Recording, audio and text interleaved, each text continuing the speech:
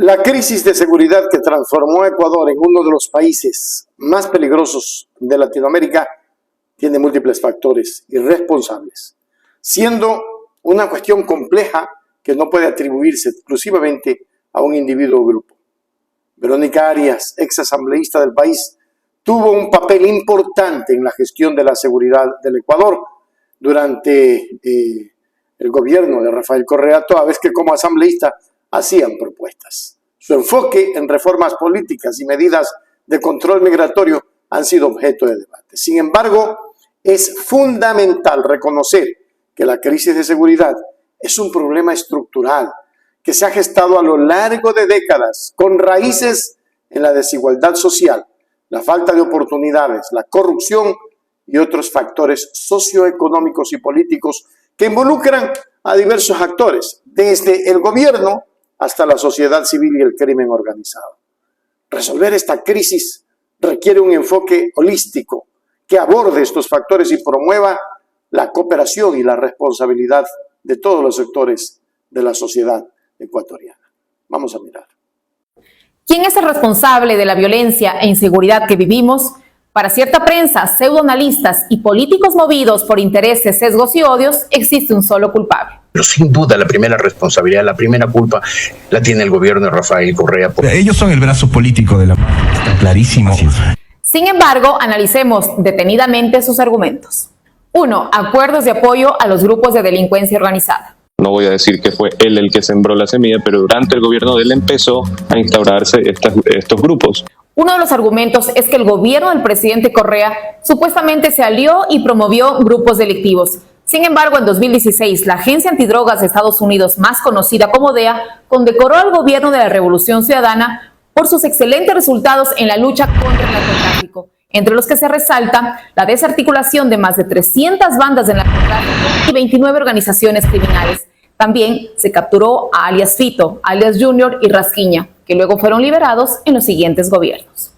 De eso nada se dice, y también se omite el cierre del Ministerio Coordinador de Seguridad, del Ministerio de Justicia, del Ministerio del Interior, que dio carta abierta para que el crimen organizado actúe sin control.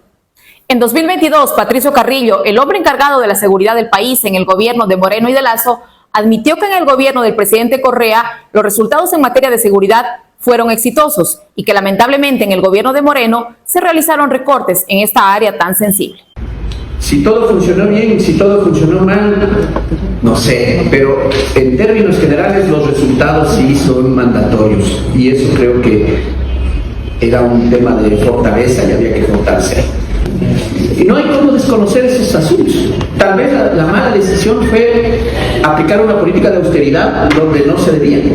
2. La salida de la base de Manta. La salida de la base de Manta. Los Estados Unidos tenían una base militar en el puerto ecuatoriano de Manta. Eso blindó al Ecuador durante 10 años.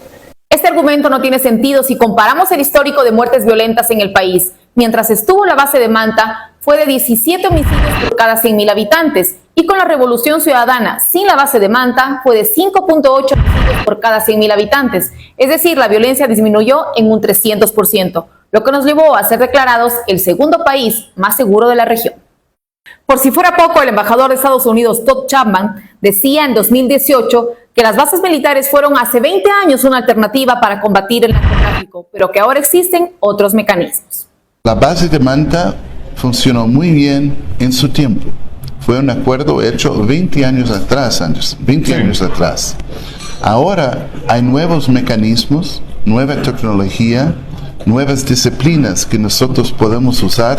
Basta decir que Colombia tiene 9 bases militares a lo largo de su territorio y que hasta hoy no ha podido solucionar sus problemas de narcotráfico e inseguridad. 3. Leyes correístas. Tanto el gobierno de Moreno como de Lasso afirmaban que estaban atados de manos en materia de seguridad, por lo que ellos denominaban leyes correístas y que supuestamente protegían delincuentes, y por ello nunca hicieron un llamado a las Fuerzas Armadas para combatir a los grupos de delincuencia organizada que se fortalecieron desde 2019. Sin embargo, este argumento se cayó en estos últimos días. Con la Constitución de 2008 y las leyes correístas, las Fuerzas Armadas y la Policía Nacional realizaron operativos sin problema en todo el país. Evidentemente, hay una intencionalidad de desprestigiar al gobierno de Rafael Correa, con esta serie de argumentos que, por más ridículos que parezcan, funcionan en la percepción de cierta parte de la población. En última instancia, es necesario recordar que la solución a la crisis de seguridad en Ecuador no debe buscarse únicamente en señalar culpables individuales, sino en la construcción de políticas públicas efectivas.